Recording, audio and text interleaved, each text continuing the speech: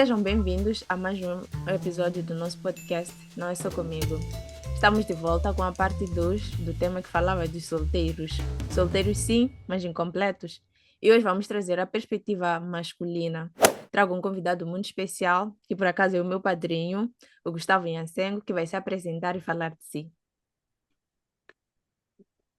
Obrigado, Sandra.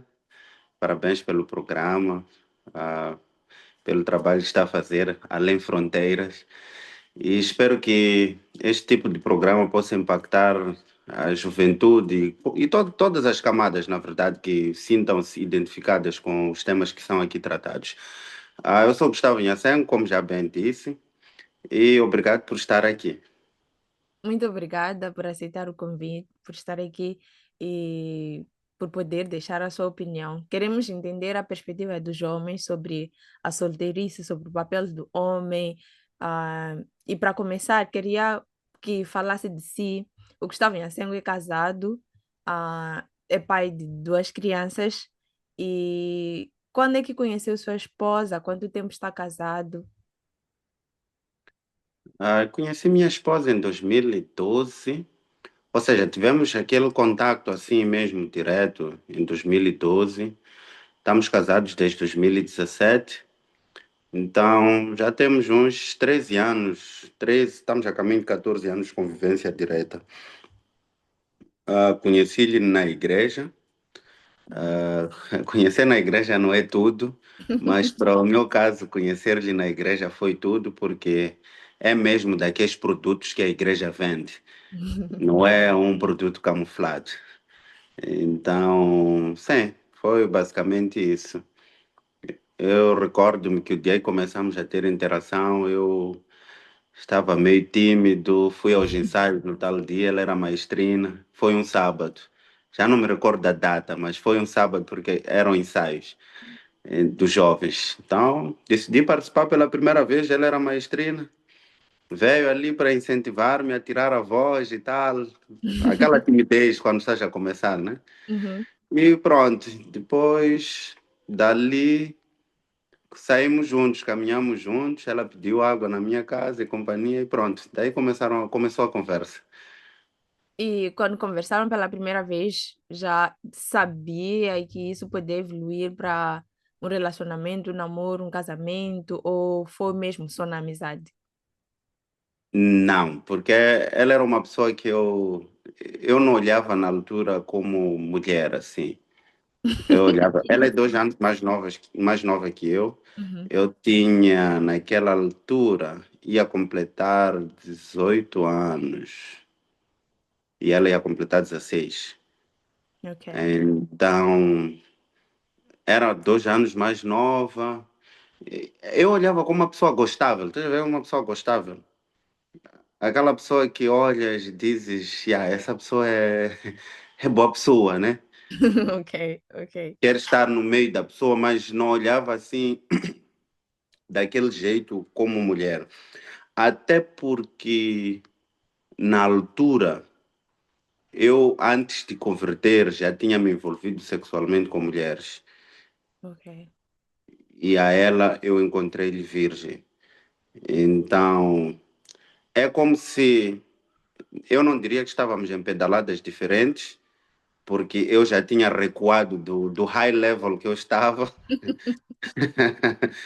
Sim, mas é basicamente isso. Ok. E quem que tomou a primeira iniciativa? Por quanto tempo que conversaram até acontecer o pedido de namoro e por aí?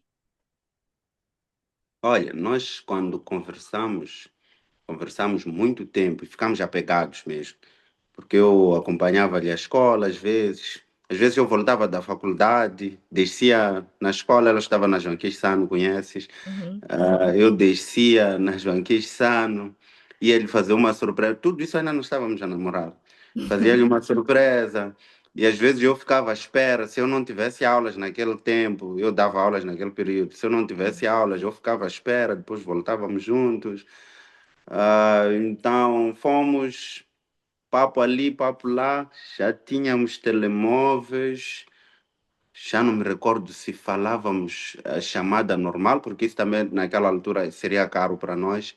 Uhum. Mas sim, acho que falávamos chamada normal. A mãe trabalhava na MCL na altura, então ou ela tinha crédito ou usava o telemóvel da mãe, e companhia, falávamos e tal. Até que uma vez fez-me uma pergunta ao Cel, onde disse: Epá, as pessoas estão a perguntar se, ou seja, as pessoas estão a perguntar se nós estamos a namorar, o que é que eu digo?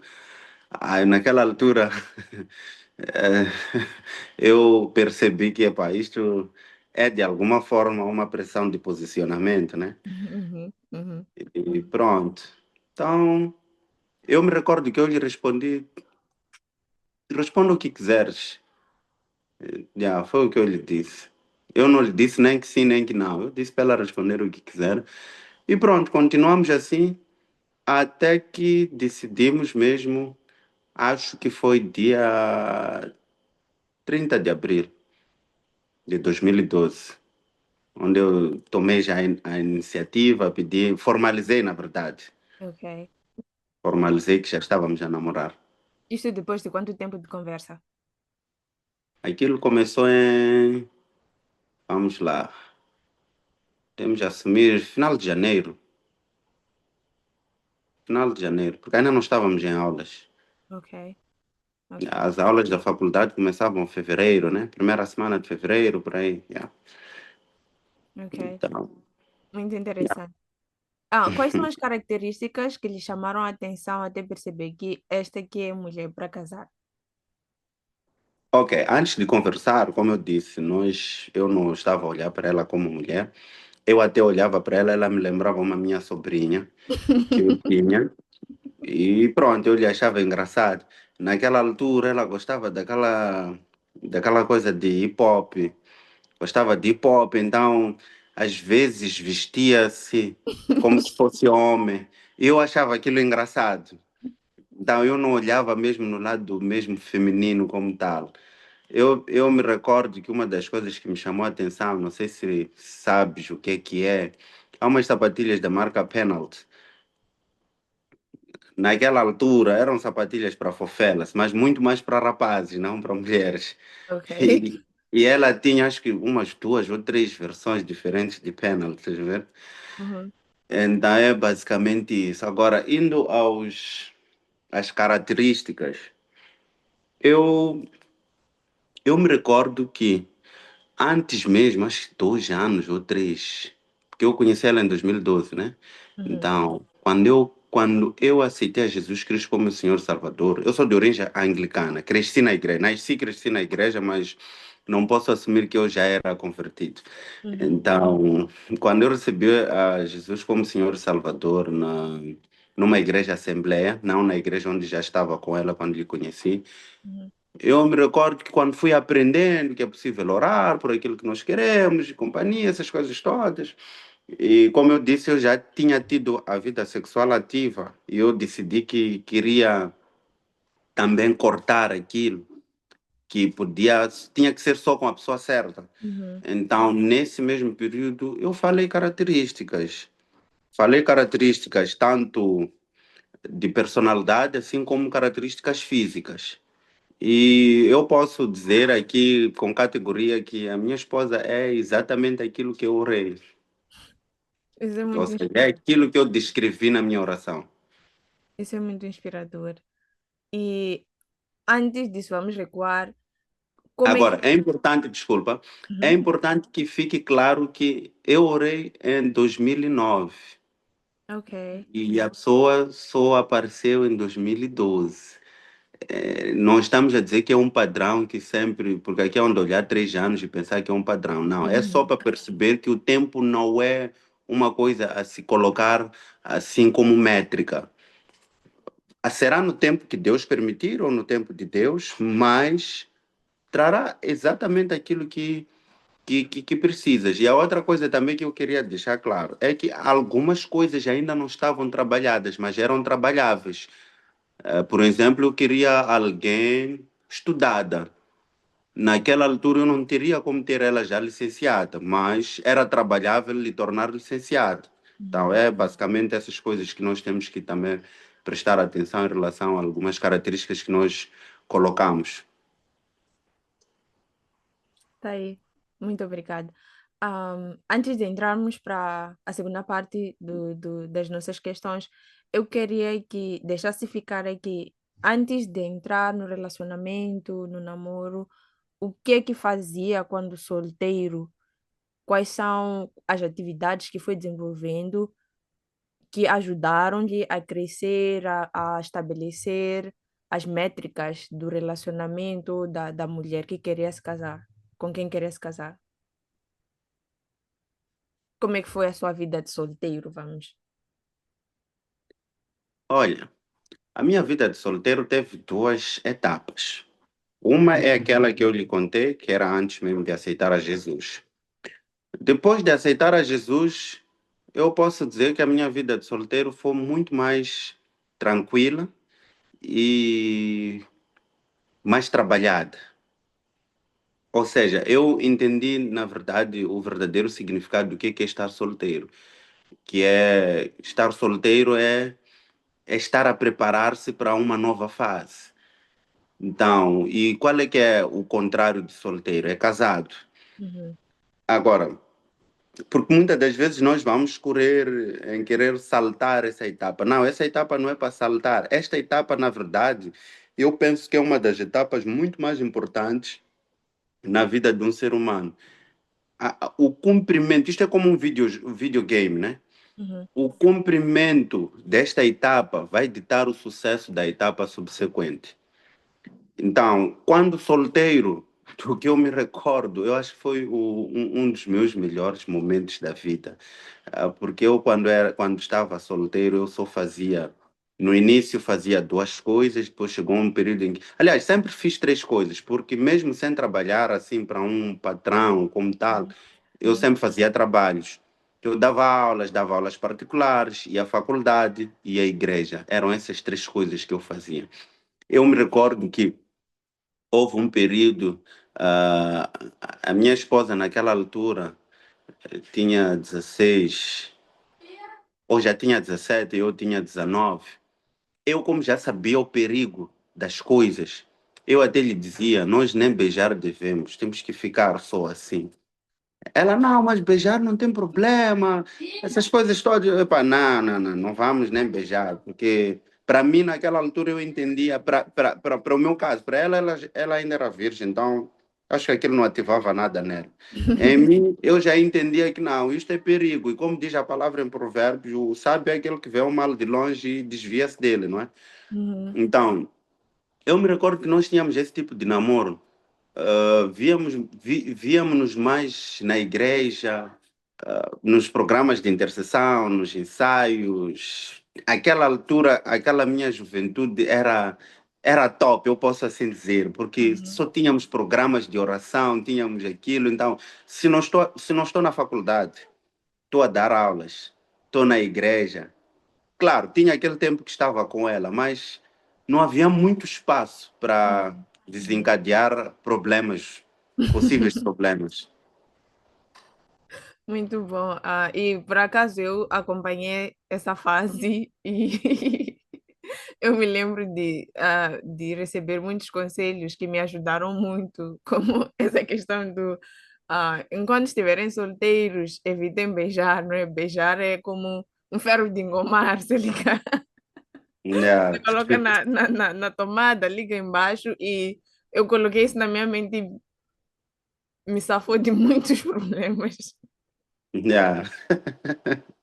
É isso. Mas, bom, vamos entrar para a segunda parte das nossas questões, que queremos entender e responder algumas perguntas que ficaram do episódio passado.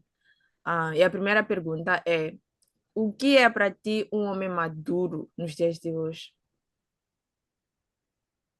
Ok, o que é ou o que é que deveria ser? Acho que as duas perguntas servem. Ok, vou começar do que deveria ser. E é um homem maduro já para casar ou já casado?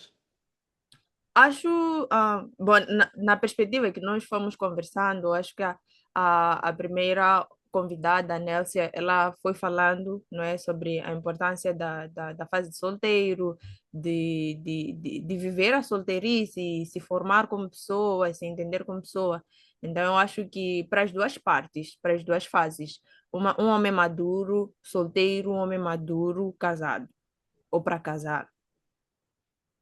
Tudo bem. Ah, um homem maduro, primeiro, eu não quero criar aqui uma espécie de segregação, mas é uma necessidade clara, imprescindível para o ser humano. Costuma-se dizer que o peixe fora da água morre, não é? O ser humano longe de Deus também morre. Só não se percebe agora porque nós estamos a viver o período de graça.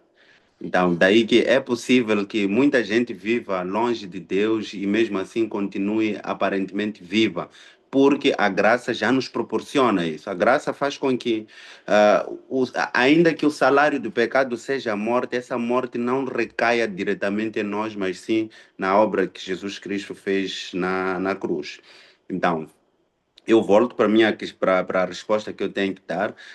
Um homem maduro, em primeiro lugar, é um homem que entende a existência de Deus, entende o valor de Deus na sua vida, entende que, por mais que as ações físicas estejam nas suas mãos, Uhum. quem opera de verdade é Deus. Assim como diz a palavra em Salmos, se o Senhor não edificar, em vão constroem os homens, não é? Então, esse é o princípio, porque muitos problemas que nós temos hoje, na verdade, e depois vão surgindo conselheiros. Conselheiros muitas das vezes partilham experiências, mas experiências não é o suficiente. E tem uma coisa perigosa em relação à partilha de experiências. É que nós saímos, olhamos para pessoas iguais a nós como se fossem a fonte daquilo que nós temos que ser. E a palavra Jeremias já diz que maldito é o homem que confia no outro homem, né? Porque enganoso é o coração do homem. Então, se tem alguma imagem que tem que ser apresentada como fonte de inspiração, tem que ser Jesus Cristo, que é o único homem que esteve na terra, que é um local de pecado, e mesmo assim não teve pecado. Então, ele tem como trazer-me e transmitir-me tudo o que eu preciso para me tornar um homem maduro. Eu poderia ser um pouco mais específico, mas eu quero, na verdade, ir a favor ao tempo, a favor do tempo. Essa última declaração foi muito para mim. Por acaso, eu acho que ainda não lhe contei. Me colocaram como conselheira de jovens na igreja em Moçambique e estava a refletir sobre a responsabilidade de ser conselheira de jovens. Eu não acho que tenha experiências suficientes para desempenhar esse papel, mas acho que acabo de ter resposta de uma pergunta que eu estava a me fazer muito. Bom, muito obrigada por responder essa pergunta. Passando para a próxima pergunta é: como é que os homens enxergam as mulheres? Qual é a visão dos homens? Ah, o que é que dita a forma como um homem vai tratar uma mulher? Ok. Ah, eu vou começar por dizer educação, em ambas as partes. O que está a nos faltar nos dias de hoje é berço. E berço não é dinheiro. Berço não é vir de uma família com dinheiro, não. Berço é vir de uma família que tenha uma estrutura e que, a partir dessa estrutura, possa transmitir valores e princípios para os seus filhos, tanto homens, assim como, ou seja, tanto rapazes como raparigas. E isso está a faltar, de tal forma que nós vamos vendo lacunas e deficiências nos dois lados. De que agora é difícil achar culpados entre homens e mulheres. Quem, quem está a deixar a desejar, porque os dois lados estão a deixar a desejar. Então, se nós vamos atribuir culpados, nós vamos atribuir culpados àquilo que é o problema até na igreja, que é a família. Porque diz que a igreja começa na família. Uhum. Se a família está com problemas, a igreja também está com problemas. Se a família está com problemas, a sociedade está com problemas. Então, estamos num período menos proativo e mais reativo. Um período em que o homem está mais a reagir ao que está a ver, ao que está a ouvir, ao que está a perceber, e a mulher também está a fazer a mesma coisa. E pronto, como eu disse, ou como tenho dito, os movimentos, no meio de toda essa guerra, os que saem a ganhar são os movimentos machistas e feministas. No meio dessa guerra que nós temos hoje entre os gêneros masculino e feminino, ao invés de estar a cumprir o propósito de Deus, estamos mais a cumprir a agenda diabólica, a agenda do diabo, né? E esses movimentos aparecem como catalisadores, tanto os feministas como os machistas. O que acontece é que nos dias de hoje, como empodera-se mais ao movimento feminista, Uhum. fica-se com a sensação de que o feminismo é que está mais forte, mas o machismo também está lá, ele existe. E se calhar aqui a única coisa que acontece é uma guerra de acusações, porque o feminismo vem, traz acusações para o machismo também traz acusações para o feminismo. De tal forma que há períodos em que nem tem a ver com o machismo, mas porque o feminismo tem que atirar alguma coisa, vai lá colocar, não é? Uhum. E da mesma forma, há vezes que não tem nada a ver com o feminismo, mas porque o machismo tem que sair lá e dizer alguma coisa. Eu não sei se recorda que já conversei, deve ser consigo também, que nesta questão de relacionamento homem-mulher, há pontos que precisam ser muito bem acautelados. É preciso, antes de entrar em algumas coisas, independentemente do sentimento, Uhum. precisa-se perceber a perspectiva dessas coisas, ok? Porque, vamos dar um exemplo, num caso em que a mulher é que é mais estudada e o homem menos estudado, vamos ter muitos cenários de má interpretação onde vai se pensar que a mulher esteja a ser feminista, quando na verdade a mulher só está a ser uma mulher do nível do ambiente dela, percebes?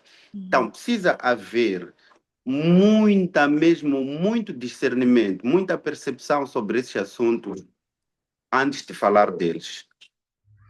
No meio desta guerra de ideologias, machismo, feminismo, eu creio, né, que ainda existam mulheres que querem apenas ser mulheres, homens que querem apenas ser homens. E eu faço essa pergunta, voltando mesmo à pergunta sobre como é que os homens enxergam as mulheres, é que a Nélcia esteve aqui e ela falou algo muito interessante, a dizer, mulheres não se deixem defraudar, não deixe um homem gastar teu tempo, não é? Porque eu já vi isso acontecer. Os homens têm tendência de ser muito racionais, muito ah, usam muito estratégias. Quando, por exemplo, quando um homem quer uma mulher, vai investir até consegui-la, mas quando não quer, tem tendência em deixar a mulher no stand-by, a mulher às vezes muito ingênua, muito emotiva, acaba caindo na conversa de homem, no final das contas percebe que este homem estava para gastar o tempo dela. Então, nesta perspectiva, tirando o feminismo, o machismo, o que é que diria, para deixar mesmo como dica, tanto para os homens como para as mulheres, como é que os homens enxergam as mulheres, como é que as mulheres enxergam os homens e como é que podemos evitar esses cenários de um homem estar a gastar o tempo de uma mulher, e no final das contas a mulher pensava que estava num relacionamento e o homem não estava apenas ali enrolado enquanto sabia com quem queria assumir o relacionamento. Para essa questão é simples, eu não tinha percebido que essa era a questão. Essa questão é muito simples. O que acontece? Muitas das vezes, principalmente as mulheres, são mais emotivas. Elas não conseguem ser firmes a princípios quando estão a sentir certas coisas. O único medidor que vais ter na vida são os teus princípios. Uhum, Os teus princípios são coisas que foram estabelecidas durante anos frios, durante vários anos e em momentos em que não havia emoção. Então, são a única coisa que não podem te trair, os seus princípios. Eu digo isso tanto para homens como para mulheres. uhum, Por exemplo, falando de mim como homem, vou dar um exemplo assim. Eu saio quando não tenho dinheiro, eu estabeleço metas, estabeleço princípios, estabeleço valores. E de repente vem muito dinheiro. A única coisa que eu devo confiar não é tudo que eu tudo que eu desbloqueei quando o dinheiro chegou ou o que eu estou a sentir quando o dinheiro chegou. Eu devo confiar naquilo que me conduziu até chegar ao dinheiro, aquilo que eu estabeleci antes do dinheiro chegar. Então, essa é uma coisa muito crucial, tanto para homem como para mulheres. Então, o que, que eu diria? Mulheres, já que estamos a falar só de mulheres agora, uhum, tenham princípios. E princípios vêm do berço, como já falamos, vem daquela educação. Não é uma coisa de um dia, são anos de trabalho, trabalho dos vossos pais, trabalho da academia, trabalho da igreja, trabalho da sociedade. E o seu próprio trabalho é assimilar os princípios e ainda adotar alguns outros que não tenham sido expostos assim de forma direta. Esses princípios são a única coisa que deves carregar e ser fiel a eles sempre. E quando tiver que fazer qualquer que seja a análise, coloque os princípios na mesa e coloque a situação também na mesa.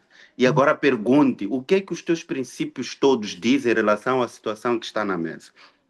Isso para dizer o seguinte: se surgir um homem que de alguma forma agrida os seus princípios, princípios não é feminismo, princípios é educação. Ou seja, princípios são educação.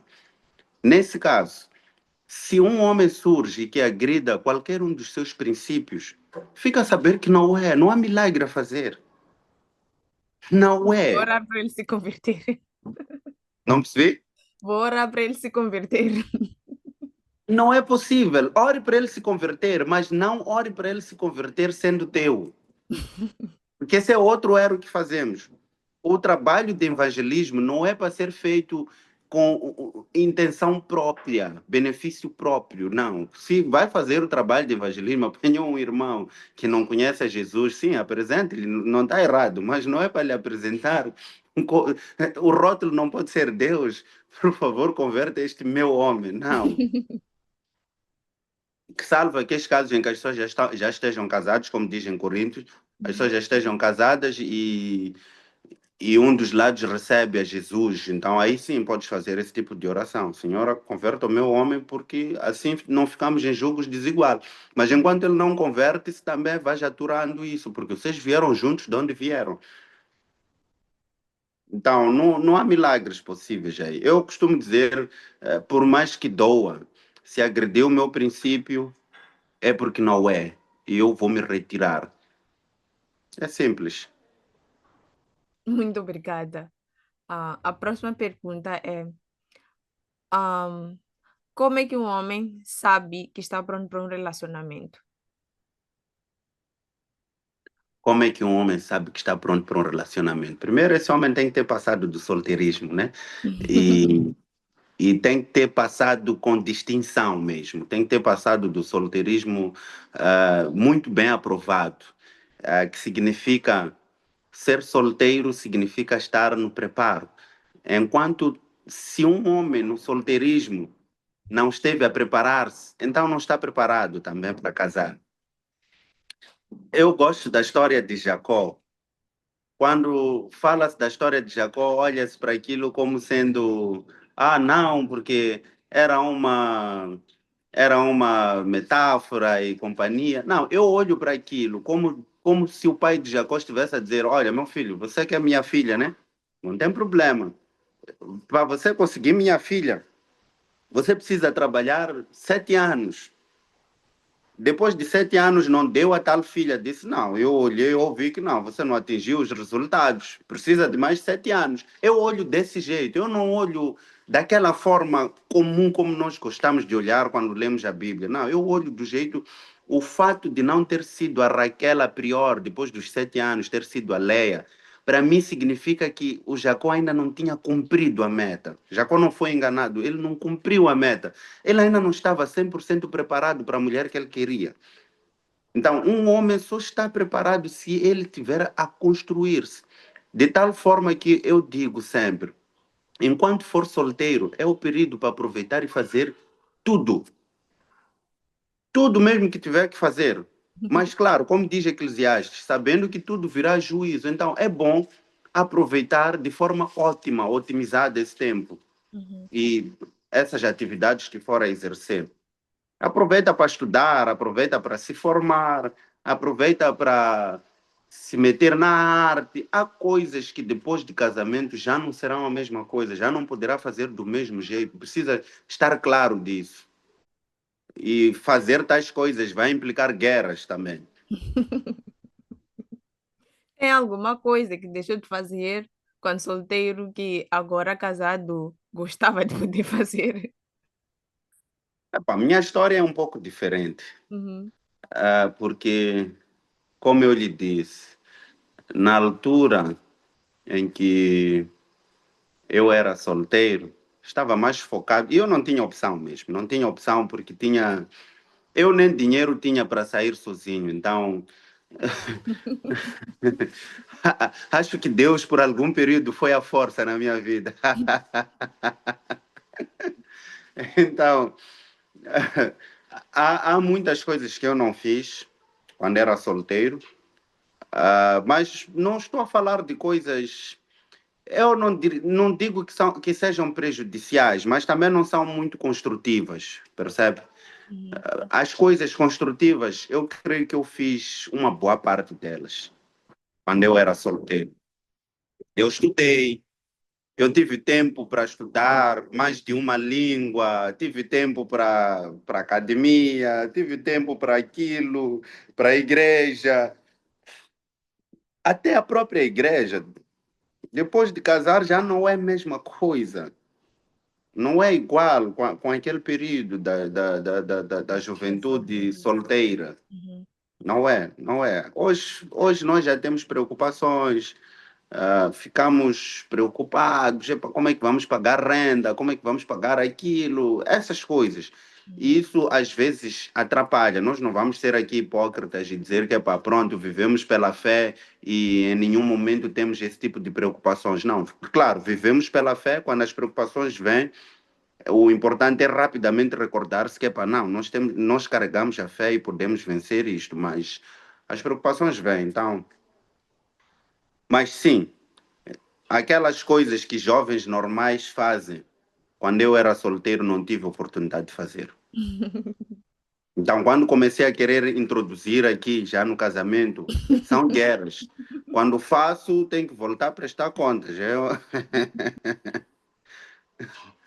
Muito. Cira tinha que estar aqui para confirmar, porque ela, às vezes, deixa de ser minha esposa, vira minha mãe até. Ela precisa estar aqui no próximo episódio. Queremos ouvir a versão dela. Né? Mas, muito bom. Bom, eu gostava de saber se uma mulher cristã, uma mulher, deve esperar ser cortejada ou pode tomar iniciativa. E que os homens pensam sobre as mulheres que tomam iniciativas, que dão o primeiro passo. Olha, eu acho que a vida não é um padrão. E essa questão que está a fazer-me é que nem aquela questão de que existia há muito tempo de o termo usávamos era papo. Ok? Papo ou lata, sei lá, como dizíamos, né? Tipo, quando vai conquistar uma mulher. Uhum, uhum, uhum. A verdade é uma. No final das contas, quando os dois se querem, não tem nada a ver com o que um vai dizer ou vai deixar de dizer. A simples abordagem, o simples oi, olá, e depois ali começam a conversar, qual é teu nome? Não falou, não houve ali poesias, nem nada, não houve nem papo, nem lata, nem nada. A verdade é que era para ser, percebe? Então, quando é para ser, nós não vamos criar aí um padrão de que, olha, homens é que vão, mulheres é que vão. Nós estamos num período, e eu não tenho também como que apresentar assim, porque nós gostamos muito de procurar aquilo que é pecado, né? Eu não tenho como lhe apresentar se a questão também era essa, não tenho como lhe apresentar uma passagem bíblica que vai dizer que isso é pecado, porque não tem.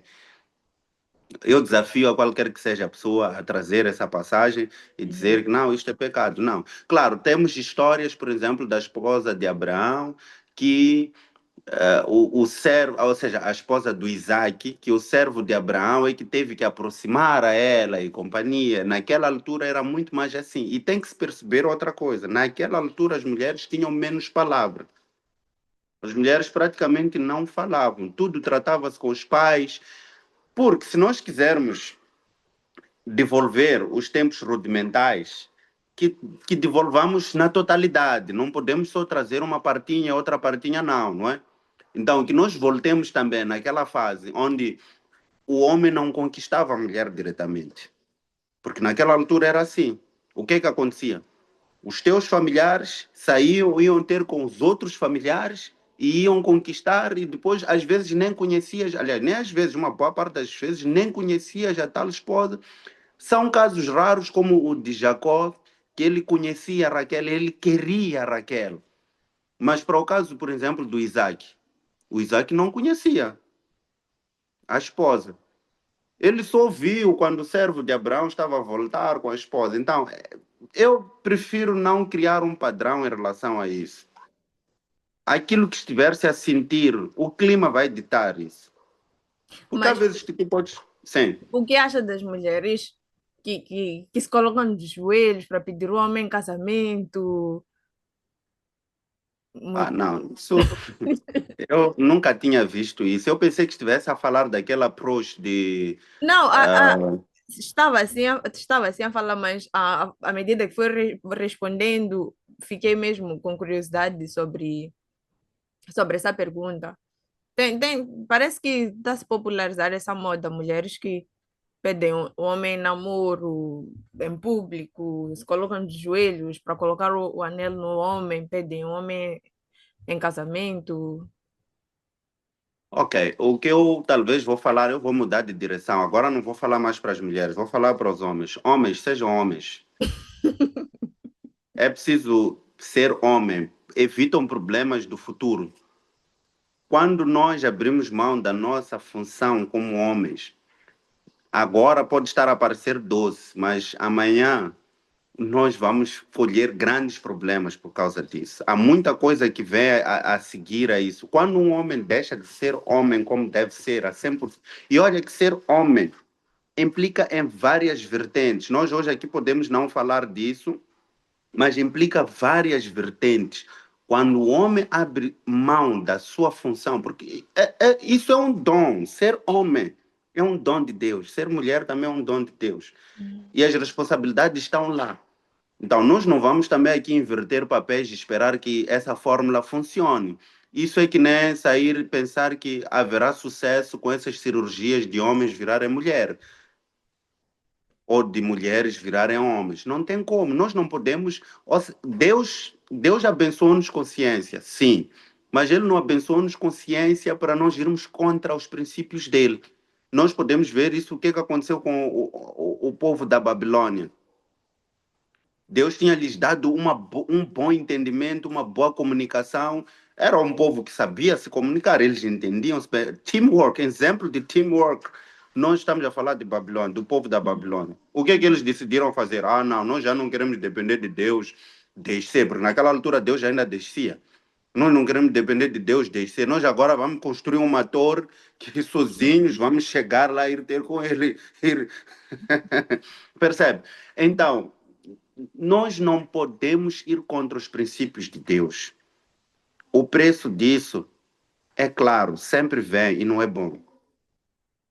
Esses mesmos casamentos podíamos fazer, se nós tivéssemos recursos e tempo, podíamos fazer como o povo da Europa, tanto dos Estados Unidos faz, que é monitorar esses casais. pegar todos esses históricos aí, fazer registros e depois monitorar daqui a 10 anos, ver onde é que esses casais estão, ou 5 anos, perceber, para depois saírem trazendo um relatório a dizer se essa fórmula funciona ou não.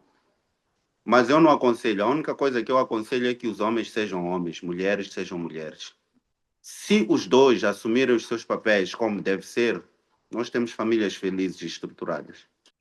Não, é muito. Chega a ser engraçado. Chega a ser engraçado. Eu acho que os nossos convidados, a Nélcia quanto o Gustavo, estão de acordo não é? Estão no mesmo, estão alinhados quanto a essa questão de mulher que toma iniciativa, mulher empoderada, não é mulher independente que quer ocupar o lugar do homem no relacionamento. Ah, bom, a próxima questão é o que é que um homem maduro procura numa mulher quando quer construir família?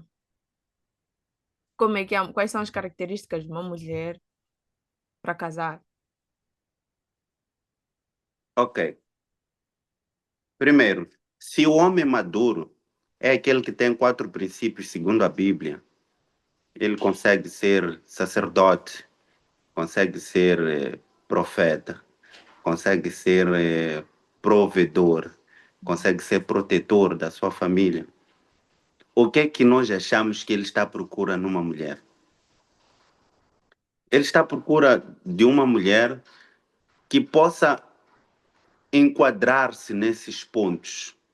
Um homem sacerdote é aquele que está ali. O que é que o sacerdote faz? Está a conduzir a família, está a conduzir a mulher, né? Uhum, E eu não meto os filhos porque os filhos são um fruto, são consequência disso, não é? uhum, Então, ele está a conduzir a mulher, está a conduzir os filhos sempre mediante a palavra de Deus, sempre mediante a Bíblia, não é? uhum, Mediante a visão de Deus, a perspectiva de Deus. Se ele é profeta, ele define o futuro.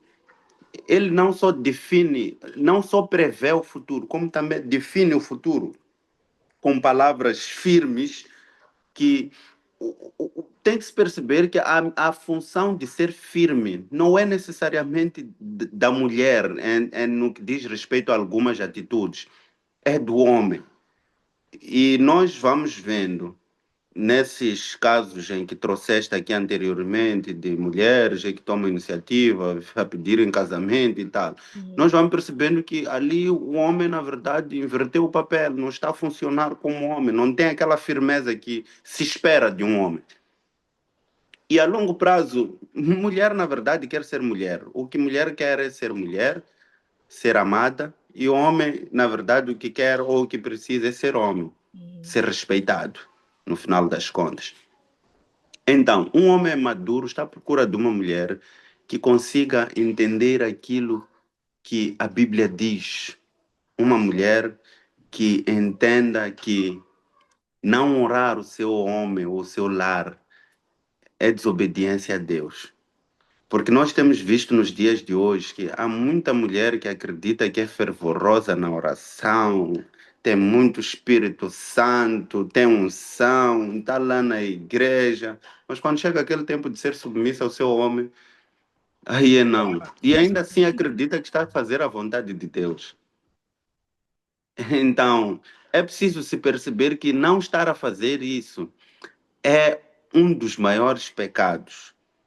Porque Deus, antes mesmo de olhar para a igreja, ele olha para a família. A família é a base. Essa acho que é uma das únicas coisas que o mundo secular e o mundo teológico concordam. concordo. Uhum, A família é a base tanto no mundo secular, assim como é no mundo teológico. Então, mulher não precisa ser muita coisa, só precisa entender que homem é homem, conseguir alcançar a submissão, que nós sabemos que é uma coisa muito difícil, senão Deus não teria se dado o trabalho de falar, teria dito, vós homens, sejais submissos às vossas esposas, e vós mulheres, amai aos vossos esposos, não é? uhum. Mas Deus percebeu que para homem o difícil é amar, e para mulher o difícil é ser submissa. Por isso tinha que falar exatamente dessas coisas. Não sei se respondi à questão. Respondeu muito bem. E dá para perceber que para as mulheres, assim como os homens, a, a mulher até pode ter muita energia masculina, trabalhar, ser forte. Na verdade, ela só tem segurança para confiar no homem. O homem também pode parecer grunho, não sei o quê, mas no final das contas, ele quer, ele quer poder ser esse sacerdote, profeta, protetor da sua esposa. A mulher também queria poder se sujeitar, mas por causa dessas ideologias, essas guerras, machismo, feminismo, acabamos tendo essa dificuldade muito grande. E a questão da submissão é um problema muito grande, infelizmente. Mesmo na igreja, existem muitas mulheres que podem pregar, fazer tudo, falar de Deus, falar em línguas, mas quando chega a parte de submissão, parece um problema muito grande, uma dificuldade muito grande. E o que é que estaria por detrás disso? Porque eu acho que a mulher, por natureza, é submissa, ela quer se submeter, ela quer ser princesa, ela quer ser delicada, mas temos visto uma dificuldade muito grande. Submissão parece ofensa, parece um problema muito grande que as mulheres estão a enfrentar. Será que estamos a viver uma era de homens muito fracos, com dificuldade de liderança, ou uma era de mulheres muito fortes, com dificuldade para se sujeitar? Não, nós estamos a viver uma era em que a educação está pervertida. Nós, todos os problemas que nós estamos a ter aqui, têm a base, educação. Vou só lhe dar aqui alguns retratos de educação que vai perceber. Para caso de mulheres, ela cresce com uma mãe que foi abandonada. Uhum. Quando foi abandonada, sofreu muito aquela senhora. Teve que ativar, teve que apanhar uma energia nela para conseguir ser homem e mulher, nela mesma. No meio de tudo isso, ela tem uma filha também, ou já tinha uma filha. Uhum. Educou aquela filha. Qual é a educação que achas que aquela senhora deu à filha? Não A confia nos primeira é que homens. não pode confiar em homem. A segunda é que ela deve se formar para nunca depender de homem. Uhum. A terceira é que homem não presta. Epa, a quarta é que ela tem que ter coisas próprias. Uhum. Por mais que se case, tem que garantir que tem coisas próprias. Diga-me, essa mulher, por mais que consiga ter tudo isso e ainda ter um fantoche que chama de homem, diga-me se ela é feliz. Não, Não é. são aparências. Não é. Então, quando nós temos a Deus, nós acabamos percebendo que não tem muito a ver com quantidade, tem a ver com qualidade. Uma mulher pode conseguir com dinheiro próprio, essa mesma batalhadora, Uhum. comprar um Range Rover, percebes? Uhum. E a outra mulher, que é muito bem amada, que é mulher do seu homem, e lhe oferecem vamos lá, esses carros, Táxi. um Toyota, né? Um Ractis. Uhum. Um Ractis que teve-se ali o cuidado de escolher vermelho, não sei se é vermelho ou o que é que gosta, escolheu-se ali o vermelho e companhia. O que é que achas em termos de satisfação, de felicidade? Então, nós não podemos querer aqui inverter papéis, por mais que nós achemos que é mais seguro, estamos na defensiva, eu até entendo, porque mulheres também sofreram muito nas mãos de homens. Uhum. Então, eu acho que aqui a guerra deveria mudar. A guerra já não tinha que ser. Acho que toda a guerra tem que chegar àquele ponto onde as pessoas sentam e conversam para haver um Melhorar um pouco. cessar-fogo, haver paz, né? Uhum. Por que que esta guerra tem que se levar até o fim? Porque esta é uma guerra que não está muito declarada, ou seja, que as pessoas não está muito visível para as pessoas, poucas pessoas conseguem entender que estamos num período de guerra de gêneros aqui. Então, eu acho que é um momento onde deveria se sentar e dizer, sabe, nós na verdade não queremos ser emancipados, Uhum. não queremos ser empoderadas, nós não queremos ser emancipadas, não queremos ser empoderadas. Nós queremos ser amadas, Sim. amadas, respeitadas, valorizadas. Queremos que os homens sejam homens para que nós também possamos ser mulher. Há uma coisa que eu digo, minha esposa, eu digo, mas de tu, não é condicional, mas é a única forma. Tu só és rainha se eu for rei. Se eu sou um cão, tu és cadela.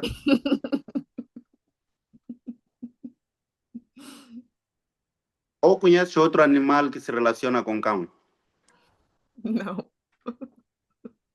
É cadela, né? Uhum, uhum, uhum. E quem se relaciona com rei? Rainha. É rainha. Então, é uma fórmula muito simples, não é condicionante, não. É só uma questão de percepção. Se tu colocas o teu homem, o teu esposo aqui, tu estás aqui, não tem como.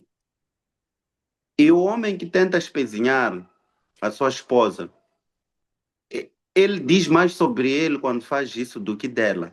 Uhum, Então, esses dois já andam juntos. É por isso que Deus disse que ali que a outra é adjuntora do outro, né? uhum, uhum. Significa que é auxiliadora, está ali ao lado ali. Não está nem em cima nem embaixo, está ao lado. Com responsabilidades hierárquicas diferentes. Isso, uhum. Os dois estão ali ao lado. Ali. Nunca viram isso na empresa? Tens a ver a estrutura organizacional. Uhum, uhum. Tens ali, tens o CEO. CFO, tens o CTO, podes ter, mas ok, vou falar desses dois, CFO e CTO. Esses dois estão assim, ao lado. Ninguém é mais importante que ninguém ali. Só tem responsabilidades hierárquicas diferentes. Só isso. Dá a sensação de que o CFO é mais importante porque ele lida com budget, mas os dois estão ali. Respondi? Respondeu perfeitamente. Respondeu perfeitamente. Agora, a nossa, queremos responder ou queremos falar sobre o nosso tema em geral. Ah, será que ser solteiro é estar incompleto?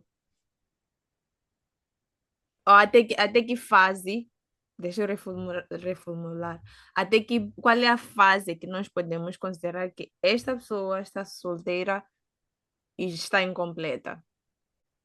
Bom, eu não sei se existe essa fase em que podemos considerar, né? Porque nós temos que perceber qual é a história da pessoa, né? Temos histórias e votos e companhia. O apóstolo Paulo, por exemplo, escolheu ser solteiro até o fim. Podemos lhe chamar de incompleto? Não. Não, não temos como lhe chamar de incompleto. Então, é muito complicado dizer que uma pessoa solteira é uma pessoa incompleta. Porque, na verdade, nunca foi promessa de Deus de completar com outra pessoa. Quando Jesus Cristo veio, a única promessa que ele fez, qual foi? Se nós Quando crermos, ele disse, seremos salvos. Salvação. A promessa de Cristo foi salvação. ok, mas além disso, quando ele vem e quando ele já está para partir, ele percebeu que haveria um vazio. Não nos deixará só. Ele vai enviar o Espírito Santo. Exatamente. Então, como não, o que é que ele só nos promete o Espírito Santo para que nós continuemos completos. Então, de tal forma que aquela metáfora, aquela poesia de tu me completas, é mesmo poesia, não tem nada a ver com a verdade. Não é um fato realístico que outra pessoa complete a outra pessoa. As pessoas geralmente se complementam. São pessoas E encontram, sim. Queria, eu fiz essa questão porque queria entender por que é que há tanta pressão para as mulheres, depois de uma certa idade, precisa se casar. E se a pressão que a mulher sofre é a mesma pressão que, será que os homens também passam pela mesma pressão? De precisam construir família, precisam estar no relacionamento. É mais uma questão cultural. É mais uma questão cultural. E as mulheres, em particular, foram educadas, ensinadas e vão convivendo em meios que fazem parecer que ser casada é um troféu. E essa pressão não tem nada a ver com aquilo que é a perspectiva bíblica. E nós precisamos perceber que nem todos vão seguir, nem todos. A Bíblia diz que nós somos como vasos aqui na Terra. E os vasos não são iguais. Então, nem todos vamos seguir um itinerário único. Eu gosto mais de dizer que a vida não é um padrão. Eu não posso forçar minha vida a ser de um jeito, porque parece que a maior parte das pessoas está a ter a vida de um jeito. A única coisa que para mim é muito fundamental é aquela questão: será que Deus gosta disto? Estou bem com Deus? Essa é uma questão que não pode morrer na vida de ninguém. Estou bem com Deus em relação ao que eu estou a fazer. Então, mas eu já tinha dito alguma vez que a pressão que acontece nas mulheres e nos homens, ou seja, que acontece nas mulheres, também acontece nos homens. Só que a diferença é que para os homens vem em forma de piada, enquanto que nas mulheres é um pouco mais profundo e maldoso. Porque quando trata-se de uma mulher que esteja solteira até uma certa idade, as pessoas pegam mesmo é na maldade, querem rebaixar aquela pessoa. Enquanto que quando é no homem já não é muito na maldade, é mais brincadeira, é mais para trazer assim. Assume-se que o homem não é responsável quando não tem uma mulher. A mulher vai lhe trazer responsabilidade, é mais por aí. Enquanto que já na, Ok, Nguenza, tal é Nguenza. um Gwenza. Eu mesmo costumo fazer piadas com o meu amigo. Vejo um meme aí que fala disso e depois coloca para um solteiro que hoje está a cozinhar massa, por exemplo. São brincadeiras, não é muito uma pressão. Uhum. Porque se ele estiver a levar a sua vida devidamente, de forma devida, qual é a pressão que eu vou fazer nele? Nenhuma. Vamos lá, para o apóstolo Paulo, que estava a levar a sua vida de forma em castidade. Qual é a pressão que poderias fazer ao apóstolo Paulo? Ele até viraria um role model para aqueles que querem ser solteiros. É assim, é assim para muitos. Sim, É assim. exatamente. Então, eu acho que o mais importante é isso, fazer essa questão. Como é que eu estou com Deus em relação a esta situação? Porque a solteirice, depois, o estar solteiro abre portas para uma outra coisa, né? Que é o possível pecado de fornicação. Então, é essa a questão. Por isso que o apóstolo Paulo diz: seria bom que todos não se casassem como eu, né? Para se dedicar à obra. Mas por causa da incontinência dos vossos corpos, aquele que perceber que já não está a aguentar, é melhor se casar. Então, aqui, Seria esse o motivo de haver tanta idolatria ao casamento? eu O penso que pecado não. mais temido do cristão é a fornicação. Os outros são pecadinhos, fofoca, mentira, parecem nada, mas a fornicação parece o pior pecado existente. Olha, a fornicação não se vence casando-se. Porque a fornicação tem capacidade de ressurgir em forma de adultério. Não tem diferença. Fornicação e adultério é sexo fora do casamento. A diferença é que neste caso não existia uma parceira, neste caso já existe uma parceira. Então, se estiver a usar-se o casamento como fuga de um pecado específico, eu diria que nós estamos a cometer um grande erro, porque não estamos a resolver nada. Mas voltando à pressão que falou das mulheres, é mesmo por maldade, devido a uma questão cultural. Nem tem muito a ver com, não tem muito a ver com a questão da igreja, ou do cristianismo, ou da palavra de Deus, não, não tem muito a ver com isso. Tem Uhum, a ver mesmo com aquela maldade mesmo, aquela maldade que as pessoas têm, que as mulheres em particular têm em relação a outras mulheres. Porque se fosse por isso, teria a mesma pressão maldosa para os homens, o que não tem. uhum, uhum. Dificilmente vais apanhar uma mulher a falar de um homem que não casou. Ah, aquele nem casa, aquele não sei o que. Não, mas vai sempre estar ali atenta a uma mulher que não esteja a casar. E temos que perceber que as agendas são diferentes. Há uns que têm uma agenda.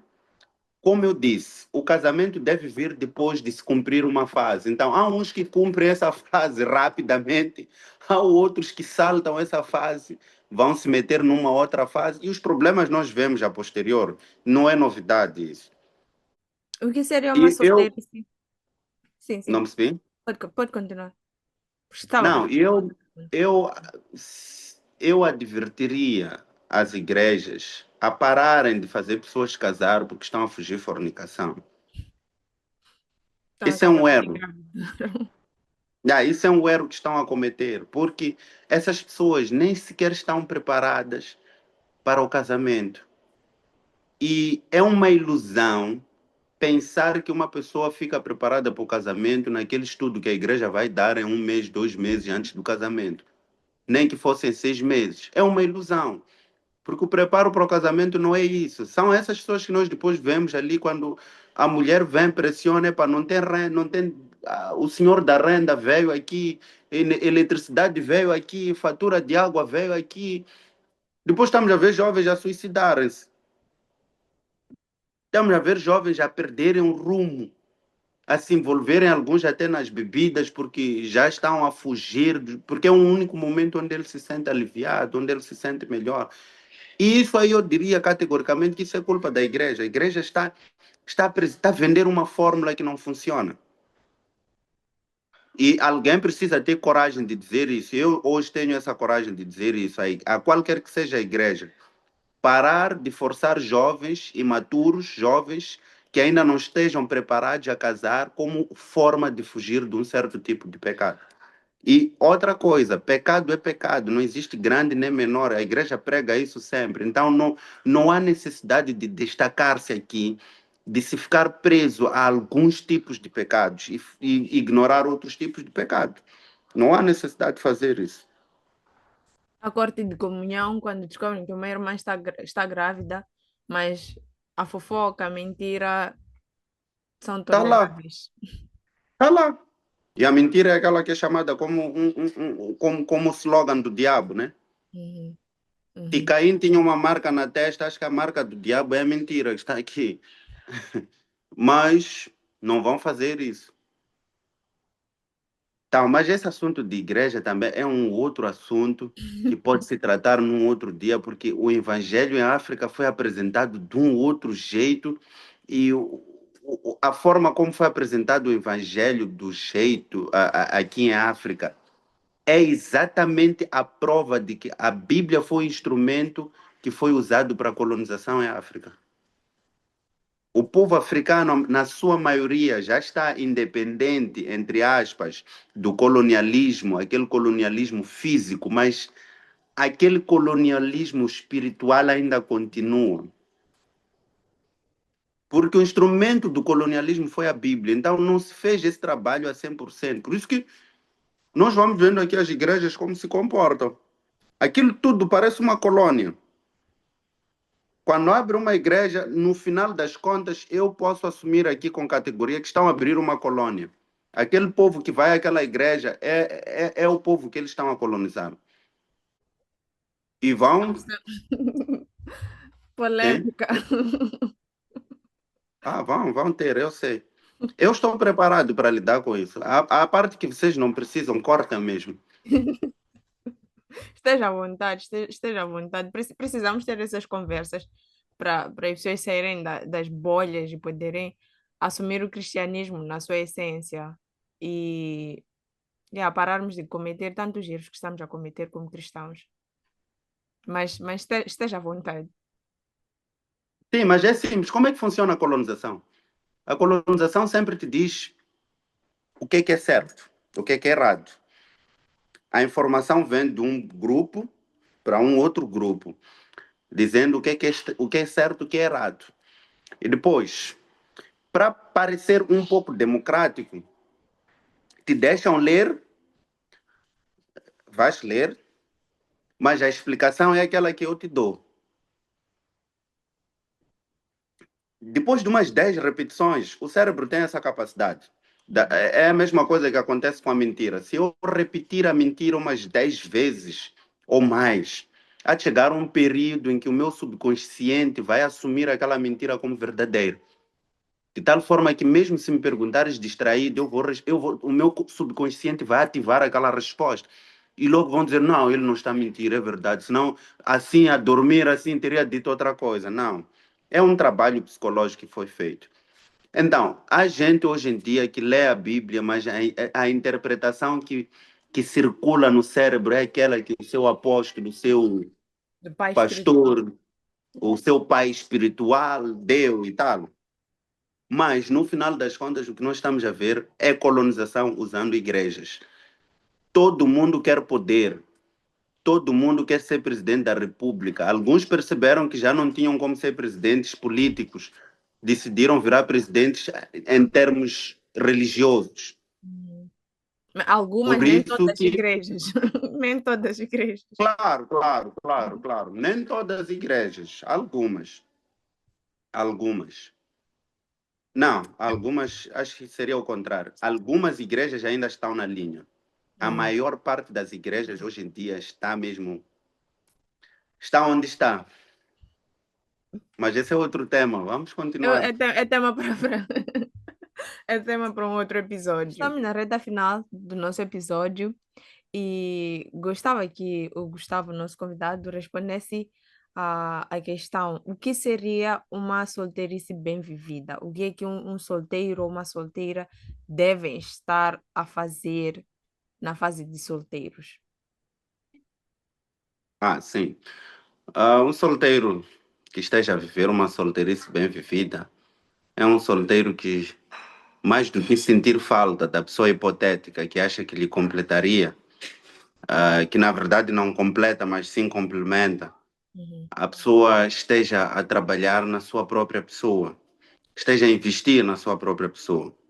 Muitas das vezes, nós, quando finalmente encontramos aquela pessoa que nós achávamos, estávamos à procura, descobrimos que não estamos preparados simplesmente porque nós não, não investimos em nós. Nós, como pessoas, somos um investimento e nós precisamos investir em nós em várias vertentes. Olha, um relacionamento é uma coisa que precisa de uma estrutura sólida, bem edificada. E essa estrutura, se nós formos a ver, a estrutura não tem só alvenaria, não tem só pilares, não tem só vigas, é muita coisa. Então, é preciso que nessa solteirice eu esteja a, a trabalhar em todas essas vertentes. E é preciso se perceber que se eu não fizer agora, enquanto solteiro, é possível que eu não consiga mais fazer. É possível mesmo. Vou lhe dar um exemplo de academia. Academia é uma coisa que exige muito da pessoa. uhum, E quando a pessoa salta etapas, aquele período que tinha que ser solteiro e estudar, porque espera-se que nós estudemos enquanto solteiros. uhum. E depois, se eu salto aquela etapa, corro, vou engravidar e por causa disso já vivo maritalmente ou já sou casado. Epa, depois já começo aí a culpar a sociedade que, epa, não, eu não estudei porque tinha que cuidar dos meus filhos. Epa, temos que perceber isso. Etapas estão lá para serem cumpridas e de forma sequenciada. Então, não vamos correr para outras etapas antes mesmo de cumprir estas etapas. E esta etapa de solteirice mesmo só cumpre-se quando nós terminamos aquilo que é o desenvolvimento próprio, o autodesenvolvimento. O exemplo bíblico que eu sempre gosto de trazer é a história do Jacó. Ele ficou solteiro a partir do momento em que ele achava que já queria alguém, ou seja, que ele já está à procura de alguém. Uhum, Ele ficou solteiro 7 anos enquanto trabalhava na sua pessoa, enquanto produzia. uhum, Jovens, homens, precisamos produzir, mulheres, precisamos produzir. É para nós, quando nos encontrarmos, não parecermos que a culpa do fracasso de um é do outro, a culpa do fracasso do outro é de um, percebe, né? uhum, uhum, uhum, É, nós precisamos trabalhar, precisamos ser solteiros enquanto estamos a trabalhar, estamos a produzir. Essa coisa de casar com 22 anos, 23 anos, são nossos assuntos esses. O importante mesmo é casar enquanto estamos prontos, de verdade. uhum, uhum. Se nós entendêssemos isso, não ia ser um caso muito prático ver pessoas que estão a casar sem saber onde vão morar. Yeah, Não seria um caso. Mas yeah. pronto, não vou me alongar. Ficou a resposta. E só para fechar, que conselhos deixa para as pessoas cristãs, não cristãs, casados, solteiros que nos escutam? Que conselhos gostava de deixar aqui ficar? Ok. Para começar, eu vou dizer que a vida não é um padrão. É preciso perceber isso. Temos que parar de querer padronizar a vida. Porque aconteceu assim, então tem que acontecer assim. Até os sinais do relacionamento que eu tive com a minha esposa não são iguais aos sinais que o outro casal pode ter tido. E nem todo mundo há de ter sinais, por exemplo. Então, é basicamente isso que eu quero deixar aqui claro e trazer para que as pessoas possam perceber que a vida não é um padrão. O importante é nós estarmos a viver dentro do caminho, ter a certeza, ou pelo menos a preocupação da opinião de Deus em relação às coisas que acontecem conosco, das coisas que nós fazemos. A outra coisa que seria muito mais para os jovens é aquilo que o rei Salomão disse em Eclesiastes, jovem, faça tudo, tudo mesmo, jovem. Não deixa nada, de verdade, não deixa nada. Não procura depois querer fazer arranjos, querer fazer coisas em momentos errados, porque aí já é quando a coisa vira errada. Há Uhum, coisas que num certo momento não são erradas, percebe? Só vou mesmo complementar que eu costumo dizer assim: imagine que eu faça as coisas erradas e depois, aos 50 anos, eu tenho que estar aí a me meter nos chapas, porque eu fiz as coisas erradas. Há uma idade em que você ser desempregado não dói. Mas há uma idade que você ser desempregado dói. uhum, Há uma idade em que você não ter dinheiro para pagar contas não dói. Mas há uma idade que você não ter dinheiro para pagar contas dói. Há uma idade que você girar toda a cidade de Maputo de chapa não dói. Mas há uma idade que você girar toda a cidade de Maputo dói, percebe? uhum, Então, se nós começarmos a fazer as coisas de forma nos períodos errados, podem ser consideradas erradas. Então, vamos fazer tudo mesmo, tudo enquanto jovem. Mas, claro, lembrando que tudo virá juízo algum dia. Só de lembrar disso, esse é o teu guarda, não tem ninguém, nem o pastor, nem ninguém precisa estar aí a te guarnecer. Você só de lembrar que tudo virá juízo, já está aí o segurança, o bodyguard. Muito obrigada por fechar essa conversa com chave de ouro. Obrigada por aceitar o nosso convite, por estar aqui para acrescentar, para trazer conselhos de grande valor. E queremos agradecer a todos que nos escutaram até aqui. Se ficou até aqui, deixe comentários, partilhe esse episódio com mais pessoas, deixe likes e fique atento aos próximos episódios porque trazemos mais novidades. Obrigada. Em relação à questão de. Porque é muita coisa que eu falei aqui, haverá conflitos entre igrejas e palavra. Então, eu quero aconselhar as pessoas a buscarem mais a palavra. Igrejas muitas têm doutrinas. E doutrina é aquela coisa que veio para ajudar o homem a controlar outros homens, Uhum. a ter o controle dos homens. Então, criaram doutrinas. Então, como diz a palavra, meu povo perece por falta de conhecimento. Então, eu sugiro que nós possamos ler mais a palavra e possamos pedir discernimento em Deus, possamos pedir que Deus nos dê sabedoria para entender a palavra, porque eu só vou alcançar de facto a independência 100% o dia que eu entender a palavra e eu perceber que não é sobre igreja como tal, mas sim sobre Deus. E obrigado. Sigam o Gustavo Inha, nas redes sociais, no Facebook e no Instagram. Deu para perceber aqui que se trata de uma pessoa extraordinária e é um prazer, foi um prazer tê-lo aqui. Mais uma vez, obrigada por aceitar o nosso convite. Thank you. Tchau, até o próximo episódio.